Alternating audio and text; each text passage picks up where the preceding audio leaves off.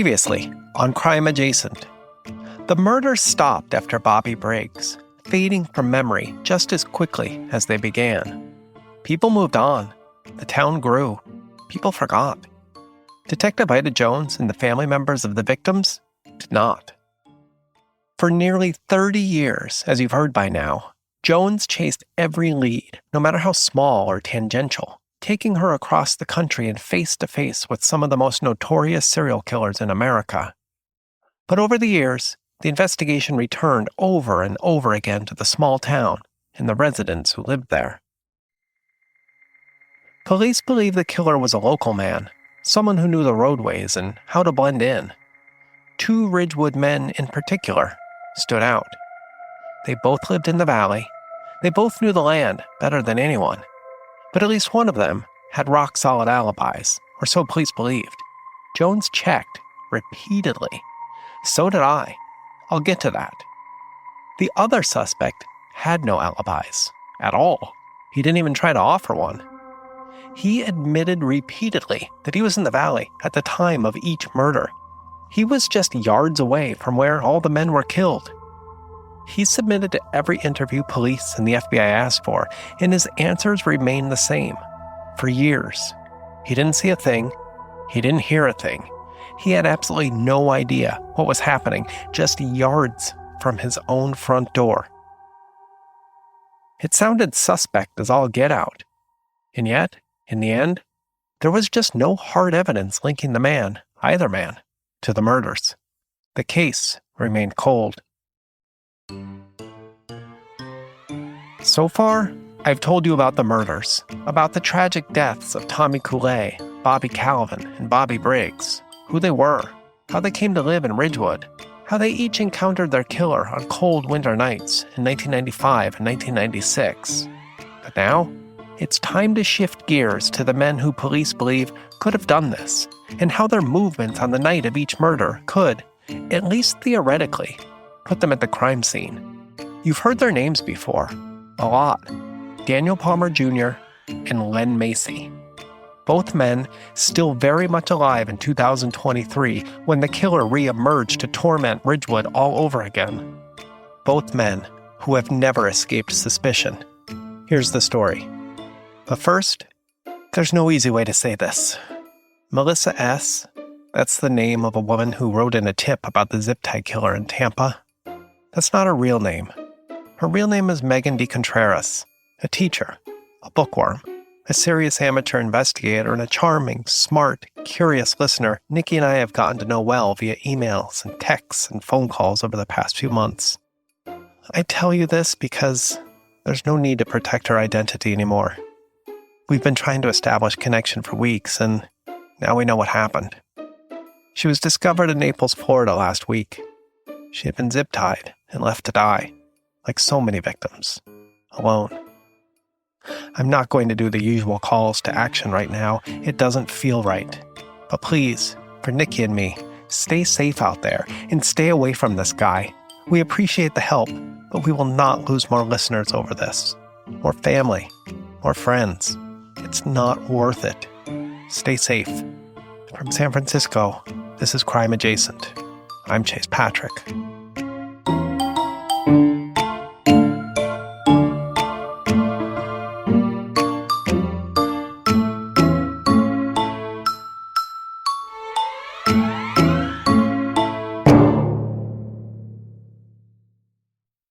When the first 3 murders occurred, Ridgewood residents pointed to outsiders. It had to be, everyone argued. The small, tight-knit town was too peaceful, the residents too welcoming.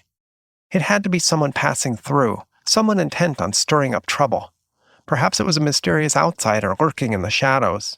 Perhaps it was one of the notorious serial killers that seemed drawn to the Bay Area, the Zodiac, the Golden State Killer, or perhaps even a new Night Stalker. Anyone, residents argued, but one of their own. This next part is tricky. I need to be careful about how to discuss this, and I'm not sure how to do it, to be honest. Because police did look closer to home. In fact, they had one man in particular in their sights from the very beginning, from the very first 911 call that let investigators know they had an evil man on their hands. But I need to note here, for legal reasons, that Daniel Palmer was never officially considered a suspect or even a person of interest, that cute legal term that investigators wield to let the public know, yeah, we think it's him, without actually making an arrest. After everything came to a boil in 2023, Daniel Palmer declined repeated requests for an interview through his lawyers, who insisted they would be listening to this season. During my brief time on the ground in Ridgewood in December 2023, I spoke to and interacted with Daniel Palmer a few times, casually, on the street, in the valley, and even in his office when everything finally came to light. So some of the following information comes from those interactions. This podcast also has its own lawyers, good ones, and they gave me the green light to discuss things that actually happened to me personally or things that are in the public record, and to not rely completely on formal sit-down interviews. So that's what I'm doing. I'm going to dig hard into Palmer's story today, particularly his alibis for the night of each murder. I think they're shakier the more you try to replicate them, which is exactly what I'm going to do today. I need to go hard here because it's impossible to tell this story without mentioning Palmer or his family or their tight grip on this town. One of his lawyers objected to even that term, calling it a relationship. Fine. But the Palmer family and the city of Ridgewood have had a very long and very profitable relationship. The Palmers are as close to royalty as Ridgewood could come. To set the stage, there's Daniel Palmer Jr., the developer, who found 2 bodies. Then there's Daniel Palmer Sr., Jr.'s dad, obviously. Then there's his dad, Michael Palmer, the very first Palmer to settle in the valley on the outskirts of town way back in the 1930s. In an oral history project for the Ridgewood Recorder, Michael Palmer, the patriarch, explained in an article published in 1969 that the valley had become something of family lore for generations, calling to them from as far back as the gold rush. As he told it to the Ridgewood Recorder, his great-grandfather, Patrick Palmer, struck out from Missouri for the gold rush in late 1849, part of the mass migration of so-called 49ers who embarked for California after gold was discovered about a year earlier at Sutter's Mill, not all that far from Ridgewood, 50 miles or so to the east. In just 2 years, California exploded. San Francisco swelled from 1,000 residents in 1848 to 25,000 in 1850, the year California joined the United States. When he arrived in late 1849, Patrick Palmer met a state bursting with possibility and broken dreams. As the years went by and he never struck gold, industrial mining soon took over this mid-1800s real-life crypto scheme, and he soon found himself alone, broke, and yearning for a trip back home to Missouri. Hoping to make some money for the trip home, he did odd jobs here and there, picking his way from Sacramento to San Francisco and back again along this roadway of riches and hunger. He would have passed by Ridgewood in his travels. But finally, fed up after years of struggle, Patrick's thoughts turned more and more back to Missouri, and he decided to give one last go at finding his riches in Nevada on the way back home, because there was talk of silver now, not gold. He couldn't resist. And it was in this rush where Patrick Palmer found his fortune. In the 1860s, just outside Reno, he struck a vein of silver that would guarantee the financial lifeblood of his family for generations to come. Suddenly rich beyond his wildest dreams, he was in a pickle. The mine was up and running. Technology for extraction was improving by the day, and it didn't need his oversight. Patrick yearned to return home to his family in Missouri. It had been so long, or to have his family join him. Either way, he now had everything he ever wanted, the fortune he set out to create, but he was achingly lonely. In a letter to his son, Patrick Jr., he described a beautiful valley about halfway between San Francisco and Sacramento. He'd passed through this valley too many times to count, and it remained like a vision calling to him. Green hills, fertile land, a silvery blue lake that shimmered in the moonlight. There, he would create an estate worthy of generations. He sent money home for travel, with plans that the family all meet in the valley, where they would begin a new life of riches. He never saw his family. Patrick Palmer Sr. was bit by a rattlesnake on the very day he sent the letter home. He died just a few days later. The Palmer family arrived in Reno to take over the business and stopped there, becoming royalty of Reno. But the story of the valley with the shimmering lake remained, becoming something of family lore. Patrick Sr. had passed this vision to his son, Patrick Jr., who in turn passed the idea of a sprawling family ranch to his grandson, Michael. In the 1930s, young and determined to break out of the shadows of his wealthy Reno family and make a name for himself, Michael Palmer traveled west and he found the valley. There, he purchased nearly the entire valley that had offered fertile land for his grand idea, dried fruits and nuts. If his forefathers harvested silver, he would harvest fruit and turn it into gold. He was a shrewd, determined, steely-eyed man with crisp blue eyes and a shock of silver hair.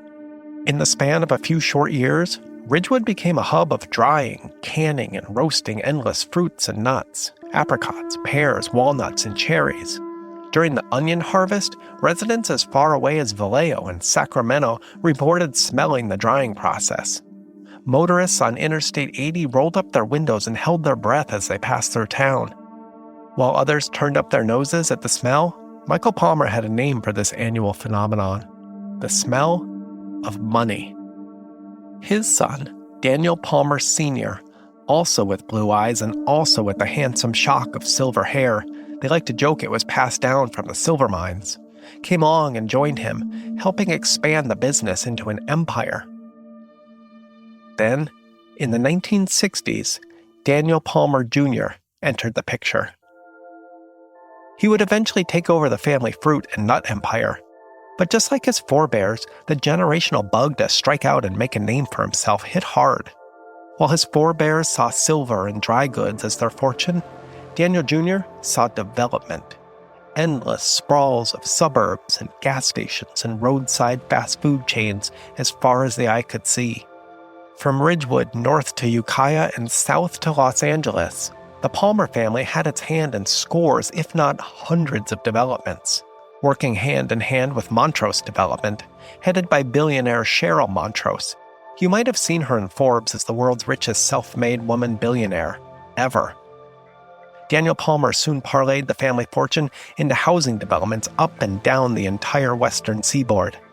The headquarters for his real estate empire was in downtown Ridgewood, in the form of a 4-story smoke glass building that overlooked the entire town.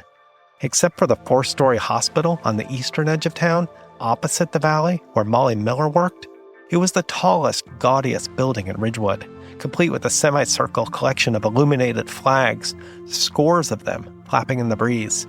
Dude has a thing for flags between his lapel pins and these things. It was here where he came up with his big plans for his beloved valley. It became a lifelong goal to develop this valley, to make it the crown jewel in his housing portfolio. In a Ridgewood Recorder article published in 1994, Daniel Palmer Jr. announced his formal plans.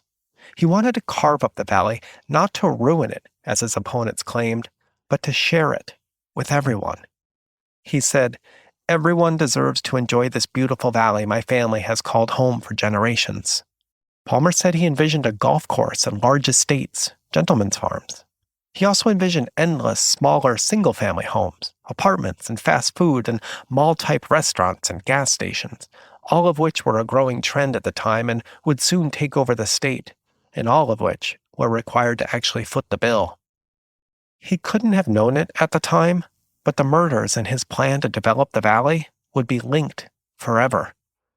The plan met fierce opposition from residents who wanted to keep the valley untouched for hiking and recreation, while others in town, especially the small police department and its backers, saw a golden goose that would fund improvements for the entire community. It took years for the approvals and permits, but just as the city council was about to vote on the project in early 1996, the city's attention was suddenly focused elsewhere. It was Daniel Palmer Jr. who discovered the body of Tommy Coulee in the valley on December 24, 1995, Christmas Eve. It was Daniel Palmer who called police. He told investigators at the time that he was in the valley nearly every day. He lived nearby, about 3 miles north along a twisty, wooden 2-lane road on the other side of the freeway. A side, it should be noted, that was far removed from his busy development plans. If he wasn't organizing surveys or environmental studies, he was simply hiking around, enjoying the property in the peaceful calm of the early morning. Often, he cleaned up beer bottles and trash. He knew the spot where the 2-lane road became a dead end had become something of a lover's lane. With the vote approaching, he said he liked to keep the land neat and orderly. To police, it made sense, in a way, that Daniel Palmer might discover one body. It was his land. He was practically obsessed with his plans. Everyone knew it. He visited the area nearly every day. But what were the odds he would discover 2 bodies? 2 weeks after he called in the discovery of Tommy's body, he called police again early on January 7th, 1996, letting them know that another body had been discovered. He was out in the valley again with his young son, Michael. Like any good Catholic family, they passed names around, when he stumbled across Bobby Calvin. Chief Al Williams, then a detective, was cagey in interviews about Palmer's involvement or lack thereof. My interviews with Williams were usually more open, but they yielded clipped one-word answers when it came to the Palmers.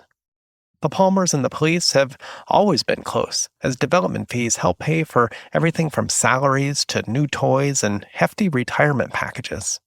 The police department recently purchased an old military tank for use as a SWAT vehicle.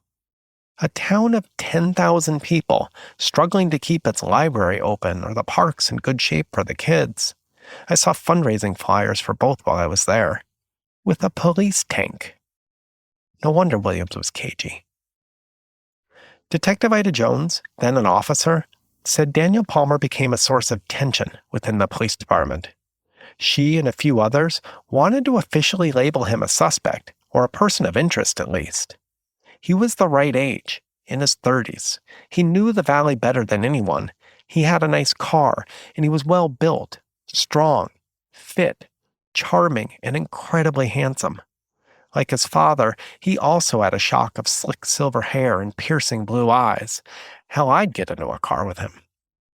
This all fit neatly into an FBI profile the small department asked for and received. But let's be real here for a moment about the effectiveness of a profile. In TV and movies and even some true crime, an FBI profile pinpoints an exact suspect, magically, like a freak show trick. The cops track him down, cuff him, then the credits roll. In real life, it works differently.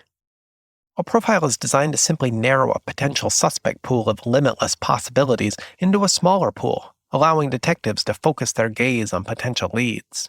In fact, in our reading group, which you can join on Patreon, we will be reading some of the original studies used to build the FBI profiling practice, as well as some of their academic detractors, who basically call it non-standardized nonsense with predictions built on, quote, smoke and mirrors.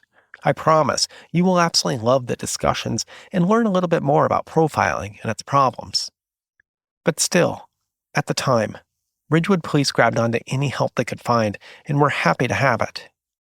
The FBI profile in this case, once again I have Winnie Freeman at the Ridgewood Recorder to thank for being an absolute bulldog of a reporter to drive this information loose, said these murders were likely created by a strong man, not a small woman. They were likely committed by a white man as well, as killers tend to focus on their own race. Plus, given the racial demographics of town, something profilers take into account, it was mostly white. It all added up. The killer was probably local, given his knowledge of roads and lovers' lanes. He was probably older, given these men would likely not get into a car with a younger teen, and a younger teen probably wouldn't be able to remain hidden for so long. So, given the guile it took to get these men into his car, not to mention the organization and planning it took to carry out his signature methods of murder and then to remain hidden for so many years, he was likely organized and older, someone who would fit in, be overlooked, quite possibly have a relationship with a woman even, and perhaps even a family and a good job that allows for a nice car and neat appearance, and also the ability to charm is probably part of his job. Daniel Palmer fit all of these guide points. He was tall and strong. He was fit, neat, and handsome. He lived just across the freeway from the valley with his wife, Violet, and their son, Michael. Daniel Palmer Jr. was orderly to the point of compulsion.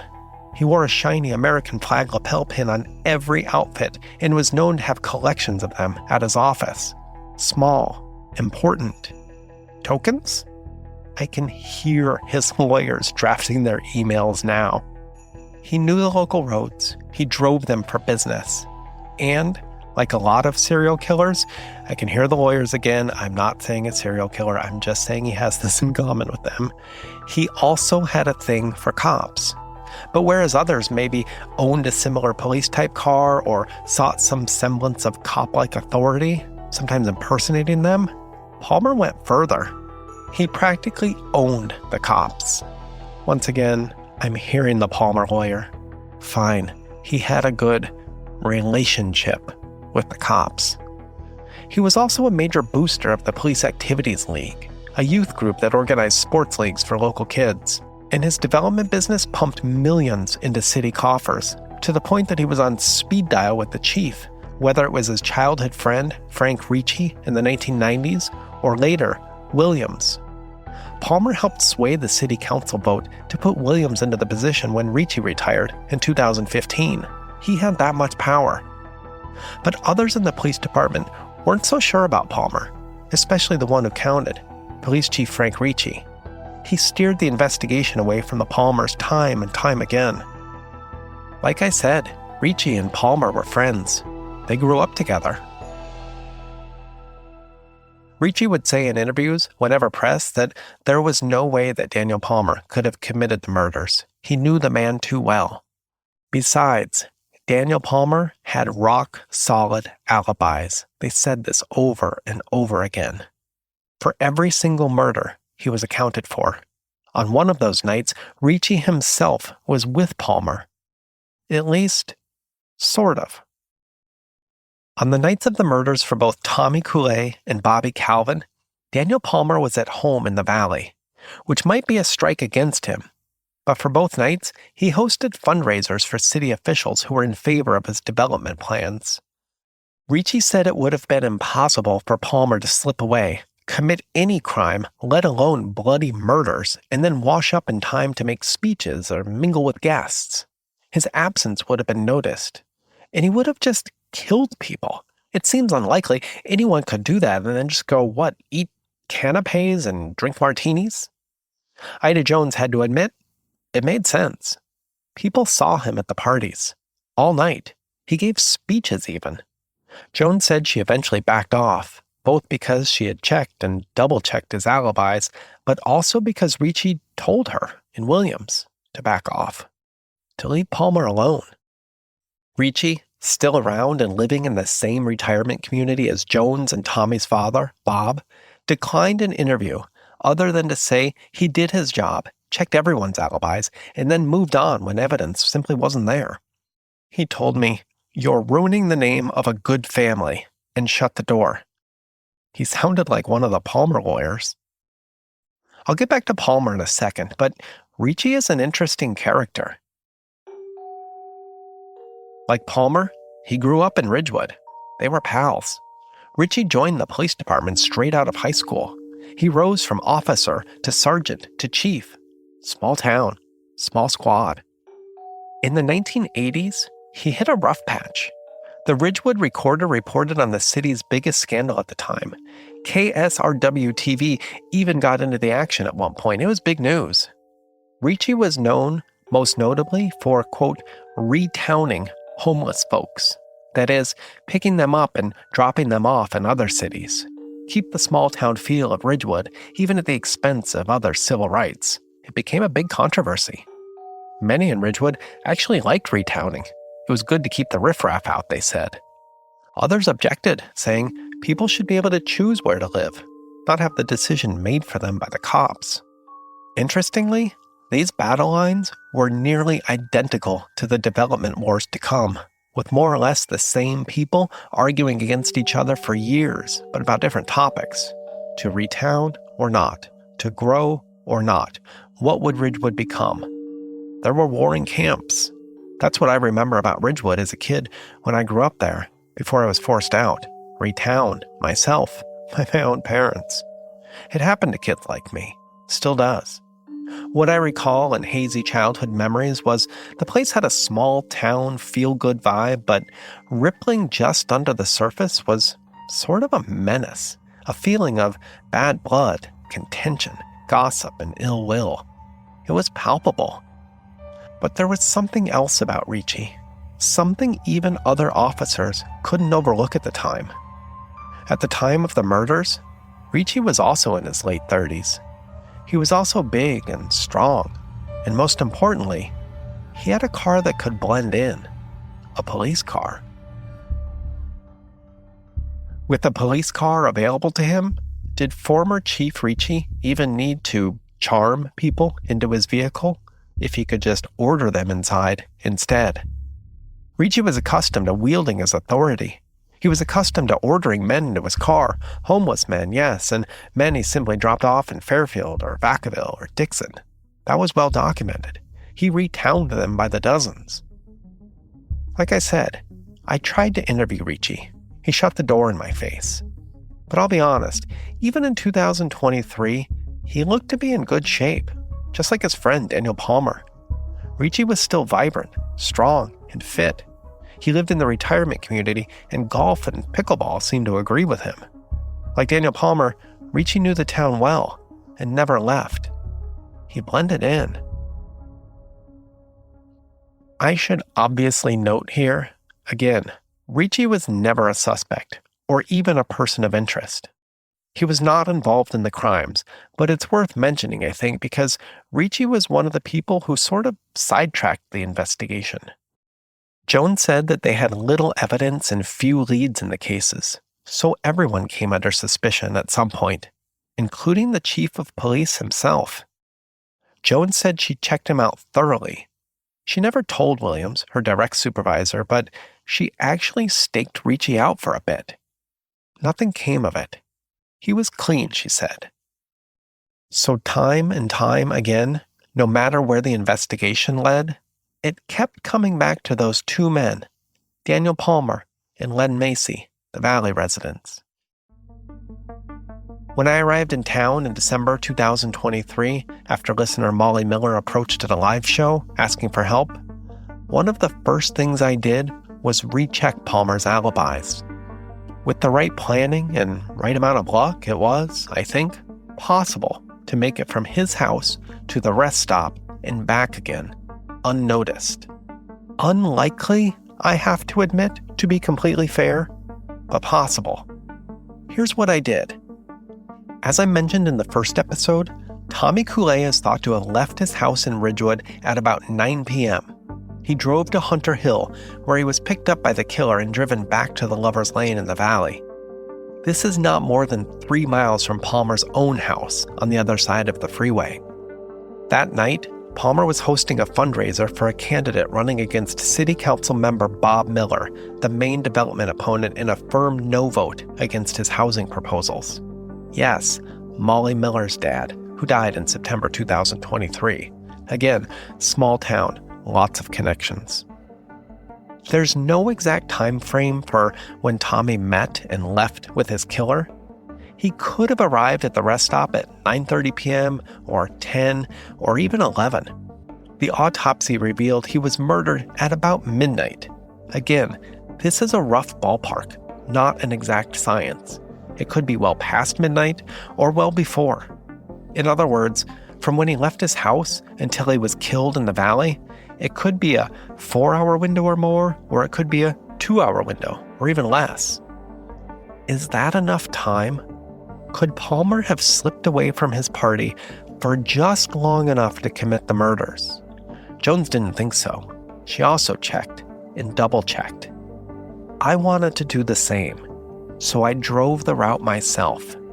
I wanted to see exactly how long it took to retrace Tommy's route and then get back to a party at the Palmer house. So, I parked myself just outside Palmer's house, or the main front gate outside, at exactly 9 p.m. This is the same time Tommy left his house on Elm Street, according to neighbor Margaret Creeper. Now, this all presumes that Daniel Palmer wasn't already there, waiting, which, again, seems unlikely if he was seen at his party all evening. From the Palmer house, I drove to Hunter Hill Rest Stop in Vallejo, exactly 19 miles. I made it in 22 minutes, putting me there at 9:22 p.m. Maybe a little too fast. It was a freeway, no traffic. I was excited. Then I waited for 10 minutes, as if searching for a victim. 9:32 p.m. by my count. I gave myself 5 minutes to talk someone into my car. 5 minutes is a long time for an intimate conversation between strangers. Give it a try. I remember getting into cars much faster than this. Red flags were immediate. The decisions quick. Get in or run. Still, I wanted to give Daniel the benefit of the doubt here and stretch out the time to account for things we just can't know about. So that's 9:37 p.m. After picking up pretend Tommy, I drove back to the valley. It took 25 minutes. I tried to keep it calm and easy. 10:02 p.m. I parked at the dead-end road, walked slowly to the pile of hay bales or where they once stood. 3 minutes. 10:05 p.m. Then, I acted fast. I didn't actually pretend to hit or stomp anyone. That felt creepy. But I gave myself a solid 10 minutes to do the deed and then wait for the victim to drown in his own blood before I stooped down and pretended to remove a pretend token before returning to my car. 10:15 p.m. I then drove back to the Palmer Gate, which took another 7 minutes on the twisty 2-lane road up the valley. So 10:22 p.m. And then time to slip inside the house, shower, change, and make a reappearance at the fundraiser. Let's say 10:35 p.m. Is that possible? Remember, the autopsy put the time of death at midnight, more or less. Could be sooner, later. So 10:15 p.m. or so does fit into the window of possibility for the time of the killing. But it also seems like 2 hours is on the long side. I don't know. All good crime junkies know from listening to actual courtroom testimony that forensic science in a courtroom is much different than that seen on TV or the movies. It's often hazy and inconclusive and often unreliable. So 2 hours seems possible. But then there's the matter of witnesses.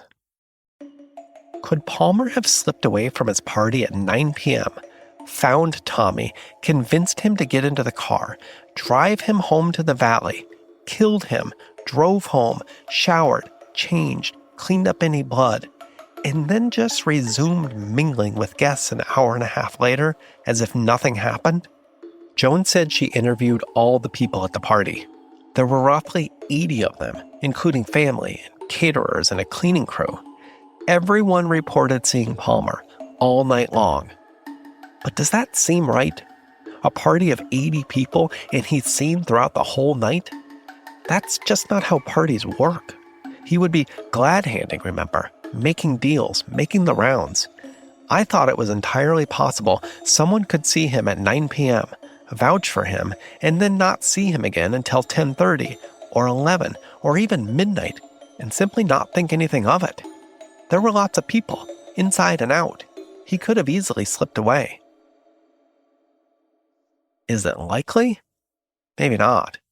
But is it possible? I think so. I can seriously hear Palmer's lawyers freaking out, drafting letters this very moment. Thanks for your support over the years. It also pays for good lawyers. I shared my findings with Jones, who merely smirked at me. After a long moment of silence, I've come to realize Jones chooses her words very carefully. She said, "You know, I made the exact same drive back in 1996 and came to the exact same conclusion you did. It's possible, but not likely." I had to admit, she was right. I was nervous doing the drive by myself, pretending to kill someone. I could only imagine a real killer doing this for the first time would be sort of out of it, panicked, nervous, maybe covered in blood. Wasn't likely he could do all this in such a short time frame and then simply slip back to the party, seamlessly? Probably not. So Jones and her boss, Detective Williams, and his boss, Chief Ricci, especially, moved on to their next best lead, the town Santa Claus. I kid you not. Len Macy. Next time on Crime Adjacent, Charles Manson, cults, murder, sex, drugs, and rock and roll, it all connects. A tide of country-churning history starting in one city and somehow, years later, spreading to Ridgewood, changing so many lives in the entire small town forever. One of the main suspects in this case, since the 1990s, found his way to Ridgewood in a roundabout fashion after the Summer of Love. He felt called to San Francisco for peace and love and community. He met a woman there. He fell in love. He followed her to Ridgewood and then, years later, found himself alone, marooned almost on a tiny plot of land in the valley, and practically avoided by everyone else in town for the rest of his life. Len Macy, the cultist. Len Macy, the weirdo. Len Macy, the murderer? If you like these stories, remember to review and like Crime Adjacent wherever you listen to podcasts. And don't forget to check out our social media channels and our Patreon page at patreon.com/crimeadjacent to find bonus information and behind-the-scenes content about these cases in this podcast. Until next time, this is Chase Patrick from San Francisco with the reminder, stay tuned. You'll never unhear what happens next.